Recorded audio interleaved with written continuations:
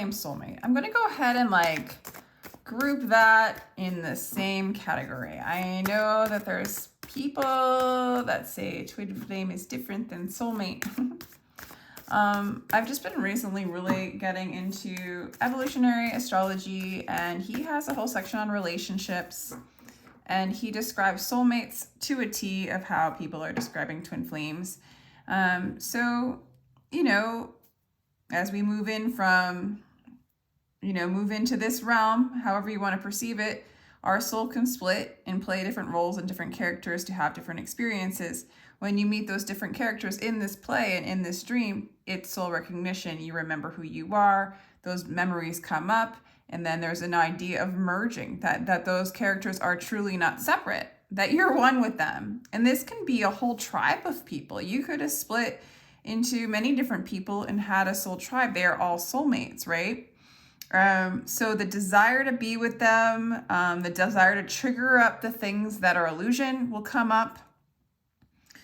It's very hard to play the dream with yourself, right? And so it becomes very apparent. There's almost a refusal, it seems. So we're going to call it twin flame soulmate, because I think that twin flame is the same as the way Jeffrey Wolf Green describes soulmates. So check that out. Check out Jeffrey Wolf Green if you guys are interested in all this stuff and you want to understand more as to like why this is happening or why you're experiencing this and the intensity of it and really your soul. And he talks about Pluto, the planet Pluto in your astrology chart being your soul, what your soul's desires are as opposed to maybe the surface desires that you started to develop in this life or in previous lives. Okay. I mean, there's no way I can explain it all. The unknowing is way closer to the knowing. Defining things, putting things in a box is a means of separation, even calling your group of souls, your soul tribe, when in reality, there is no separation from God. We're all one, but it's an anchoring point for the ego to walk its way out into its truth, right? To dissolve it, for duality to collapse. And that's enough with that. Let me see. How do I want to do this? I think I'm going to go ahead. What kind of cards do I want to play with for you guys? With the soulmates. With the twin flame soulmate. What do I want to do? I'm going to use the Rider-Waite Tarot. If you guys want a personal reading or coaching in any of this in your soul's evolution when it comes to relationships, or you just want to read to see what's going on in this reality or in higher realities, my information is going to be down below in the description box. I do appreciate you guys all for joining me, and I appreciate you guys for even having these kinds of interests and like openness, kind of this expanded consciousness that I so much appreciate and very much grateful for. Really, really grateful for. Really, really, really grateful for. So what do we have for our soul collective here? High Priestess in reverse, 4 Cups in reverse, Tower in reverse, 6 of Pentacles in reverse. This is like reverse happy. Chariot. Justice in reverse, 5 of Wands in reverse, and the 9 of Wands. Well, this is some serious business, okay? A lot of you guys, or this collective, is like coming in with like an experience of emotional dissatisfaction, almost a feeling of separation, a disconnection from their higher self, an unwillingness to let go. I do like that the 4 of Cups in reverse is in the middle. Sometimes I perceive reversal cards as sort of like waiting to happen. It's in the subconscious. It's a program that's coming up to clear or coming up to be seen, right? I also sometimes see it as the opposite of what the card means. And I'm kind of perceiving that right now. So it's like 4 Cups to me is depression. 4 Cups to me is focusing on old memories from the past that keep you stuck. So when we... And this, Jeffrey Greenwolf from evolutionary, like he developed evolutionary astrology, and he just writes a lot about the soul's evolution, right? he talks about like we need cataclysms. We are, you know what? I'm going on a different tangent. He talks about when we focus on the past or we go back to the past, it's almost like an addictive aspect. It's a hamster on a wheel, and we do it out of comfort and out of what we know.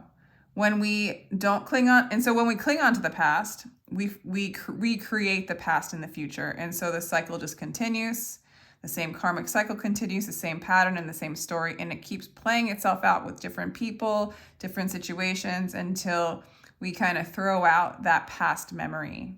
You know, sometimes we just observe it from the observer standpoint, feel it, experience it, and then release it. Feel the insecurity of it, feel the darkness of it. And he says basically to move forward, to create a new reality, you have to embrace insecurity. You have to embrace the unknown, because that's how you would create something new. If you fall back on something you know, then you repeat it. So I do feel like you're letting those memories go, okay? But I do also see this energy of just not feeling connected and not really fully willing with the Tower card to release all those fears. And it does take time. It's like this in-between period. It's sort of this like purgatory period for it's good. It's just this purgatory period of like not fully knowing that you're the high priestess, not fully knowing that you're the observer, and that all of this is just sort of a divine play and part of your awakening to realize that, right? And part of your awakening to release the programs of fear and conditioning in order to be free from that program, okay? So there's a resistance to release all those fears, and there's like kind of a like there's not that full knowing and embodiment of who you really are. But there is kind of you releasing those old memories and letting them go. Maybe for some of you, you're letting the divine counterpart go, the soulmate, the twin flame. And there's a little like, you're even letting the sadness dump out and go. So it's kind of this like, for some of you, you might be feeling like not so inspired about life yet, and not totally connected to the life force, the vital life force, but yet, and kind of avoidant in some ways of addressing all your fears and letting everything crumble down to nothing. So it's like you're kind of on that path of like collapsing the duality, collapsing the matrix, but then why go outside? Why have this matrix experience at all? How do I integrate this all? And sort of like the love of life kind of is just kind of like, well, what's the meaning? Why am I doing anything? You know, I kind of see you guys in that state. You know, in the past, this divine counterpart, their energy is interesting. They don't give you what you give them. Whatever energy you give to them, they take from you and they do not give it back. There's not equal reciprocity. They siphon off your energy, they suck it out. And the longer you engage in that, the more like pain you experience, the more vital life force you lose. Emperor in reverse is somebody who just does what they want for themselves. Not a divine masculine energy at all. And I feel like spirit has come in. I feel like somebody else got this reading when I was doing the astrology signs. Let me try to think. It was last night. Maybe it was Virgo. So if any of you guys are Virgo, you might want to check out that reading. It was definitely divine counterpart reading for sure. I just don't label them just so that anybody who wants to relate to them can. So kind of the same energy of like in the recent past, spirit kind of came in with the chariot. Chariot comes from above the veil and comes in and brings in balance. Really clumsily, very quickly. And so I feel like in the recent past, you kind of had the grace of spirit come in and detach you from this energy enough that you're releasing it. It's balanced you out enough that you're not hanging on anymore. So you're like letting it go. You're not hanging on anymore. You're not necessarily sad or depressed as much anymore, but it's kind of like, do I want what is the meaning of all of this? You know, there's like a lack of connection to the divine, you know, and I'm sure sometimes there's that connection and then it's gone and then it's there and then it's gone. It just doesn't, it's not strong enough for you to like have that excitement. But it does look like you're letting this energy go. This was somebody, you know, showing you very selfish behavior. You definitely weren't getting what you were putting out. And hopefully these counterparts, they teach you that like, we don't get back what we put out when we attach to the matrix, when we attach to this illusion. It's just not if we don't tap into the vital life force of who we truly are. It's just, we could become the most famous person in the world and it still won't be satisfying. It's basically chasing the aspect of God that is the devil. You know, it's the shiny thing that we keep chasing over and over and over again, and it doesn't ever satisfy. We'll always want something more. That's the program. That's what sucks us in. And it's exhausting, and it gets us tired, and beyond tired, drained. And there's not a return. There's not a return in the long run. It's always quick fixes, you know? And so I feel like you're realizing this pattern, you've realized this energy. I feel like spirit has come in to balance you out enough to just let it go. All right. And then in the future, it's like more karma. With the justice in reverse, to me, it's like there's not balance, you know, probably, you know, in the yin and yang, our yang energy is probably overpowered over the yin. We don't embrace the shadow. We don't embrace the feminine. We don't embrace the unknown. And so therefore we're out of balance. If those two things are working together, we can be in our full consciousness and create what we want to create, but also embrace the creator, the original creator, embrace nature, embrace the organic, embrace our soul, right? That's one way of putting it. And I like with the 5 of Wands, though, you are starting to open your heart, open up to your soul. And in that space, you can start to really absorb, release, transmute the conditioning, the fears, the illusions. So the kind of like the last card's got the 9 of Wands, so you're kind of in this wounded warrior, you know, position. So I actually like the future for you better than the energy you're in now. I feel like as you open up your heart, you let go of the fight, you let go of the protection, you are able to release some of this karma. It's going to come up, okay? The fears, the injustice that's been put upon you, that's been put upon the world, it's going to come up to be revealed. And it looks like you're starting to get the energy and the strength to do this work. Okay, so it's like, that looks really good.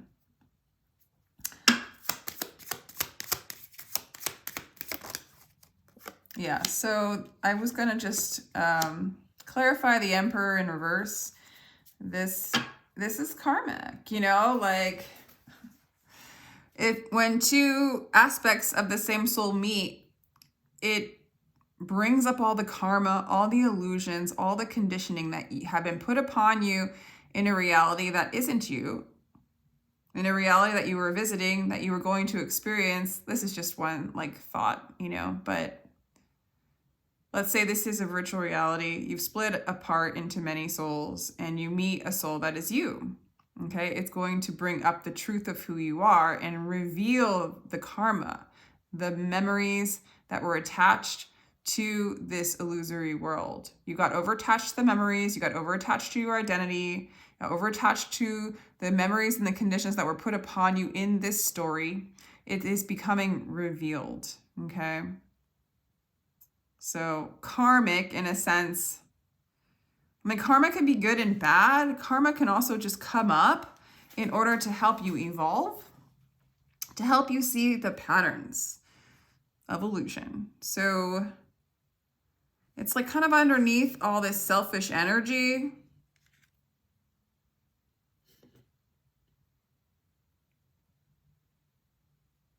Brings up the lessons, you know?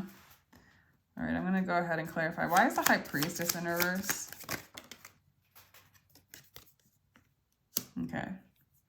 So for some of you, you might feel like you have some resentment towards this person or towards what's happened or towards God. That aspect of you that is feeling that way is your false self. It is the one that, in a sense, is selfish too. That does create separation. You know, it's part of a program to be selfish, to be separate, to over-identify with a character, to want to own and obtain things in a reality that doesn't exist. It's total delusion, okay? And this card, it's too late to apologize, clarifying the High Priestess. It's like, it's just time to not need an apology, not need anything from this energy, and release yourself from duality, from this world that pulls you in.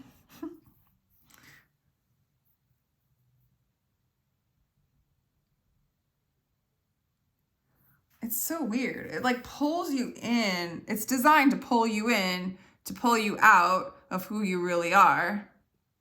It's designed to. It's not evil. It's not bad. It's just what it does. So there's no reason to get mad at it, to over-identify with it, to get mad at it, to need an apology from it, to get mad at God. That's all separation. It's time to just see it for what it is. It's a pattern. It's a program. There's no apology needed. There's no apology needed except in the heart of like, I'm sorry that I believed this program for so long. I'm sorry I acted out selfishly in this program in any kind of way. You know, if there's any apology, and to stop doing that to yourself, to stop, you know, blaming that person in any kind of way for not getting what you wanted. You know, and that's the root of all suffering is desire, you know, and the whole reason why we over-identified and got sucked into this dream in the first place is due to desiring things in it and believing it's real, which it was designed to do that, so no big deal, but enough is enough, right? You meet your divine counterpart basically to awaken you to this process. If this desire was met, what would cause you to realize yourself? You know? So let me get a couple of other cards. Let me see, what time is it? So we have Nourished the Soul. It's all about moving back into the soul. And you got 11 with the 29.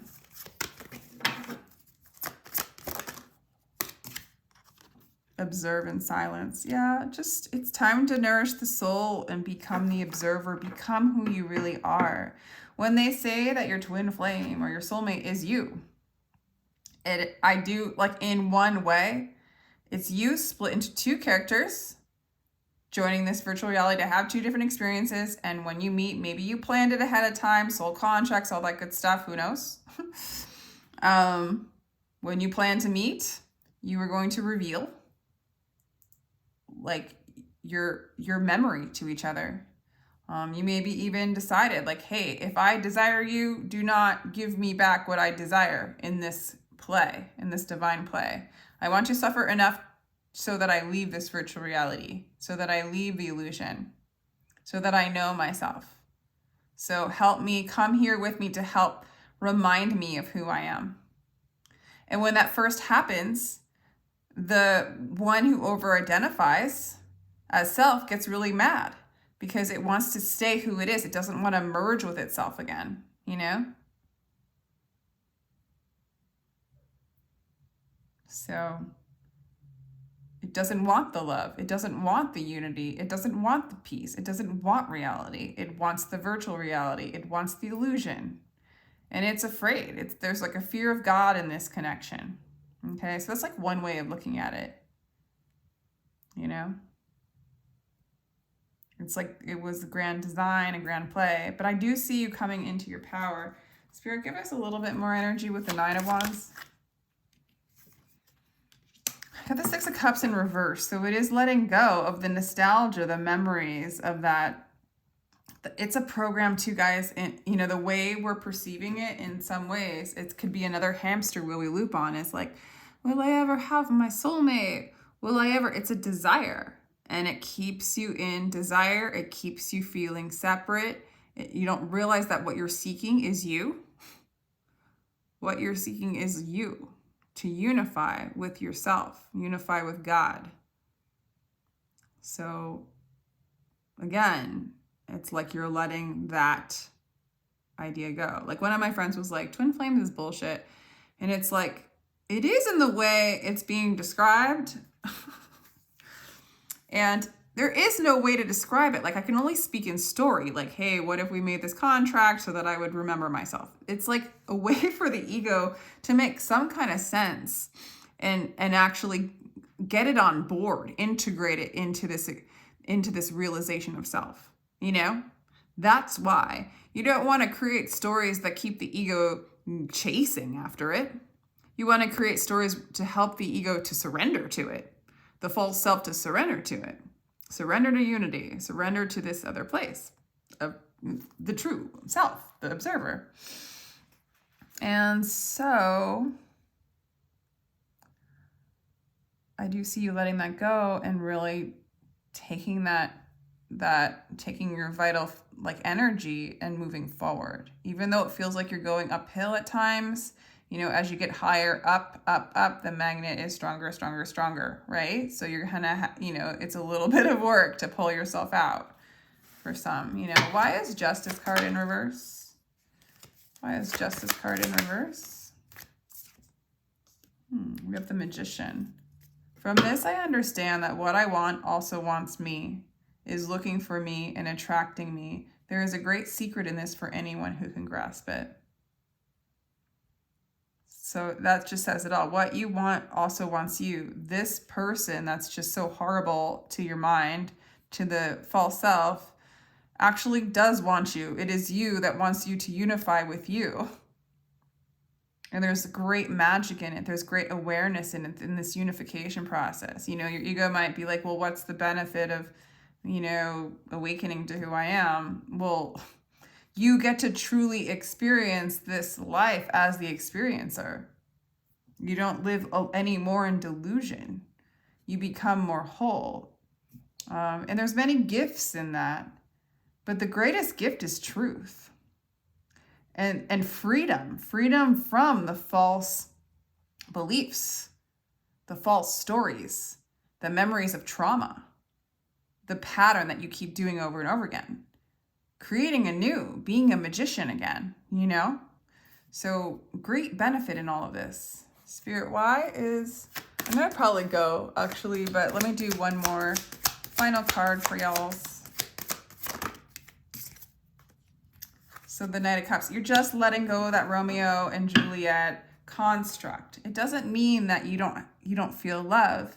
It's just that you're expanding your capacity to love when you let go of love in the realm of separation. Desiring something to own it is one form of quote unquote love. It's a program of love. You can go expand to there's a more expansive version of love that is, it's very romantic in a sense. Like maybe romantic is not the right word, but to experience your body in this reality through the observer, through the true experiencer, through at least God or through your soul. You get to experience all that love. You were already love in the first place. There wasn't fear before all this. There wasn't something that pulled you in to keep you locked in to a construct through fear.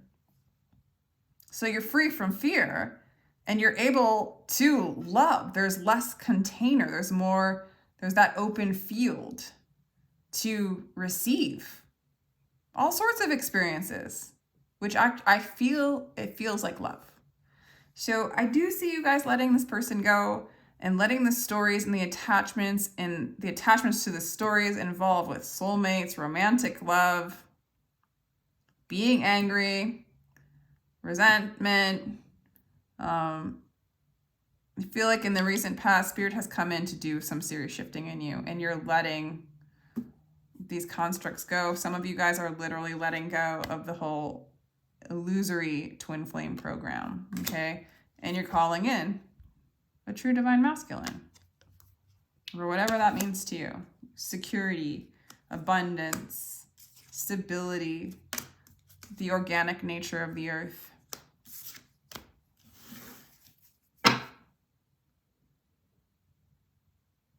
A divine masculine is someone who matches your soul when you realize, self-realize, you are your soul. You are them. It'll be matched. It'll be symbiotic. It'll be aligned. So guys, let me know what you think. Let me know if you would like me to do more of these. Because it's just as easy to stick to the signs and the tarot. Just trying out different things just because I like to stay creative and entertained. But I also, I don't know, feedback's good if you feel like it. Feel free to like, share, and subscribe. If you would like a reading on any of this, my information is going to be down below again, and I appreciate all you guys. Bye.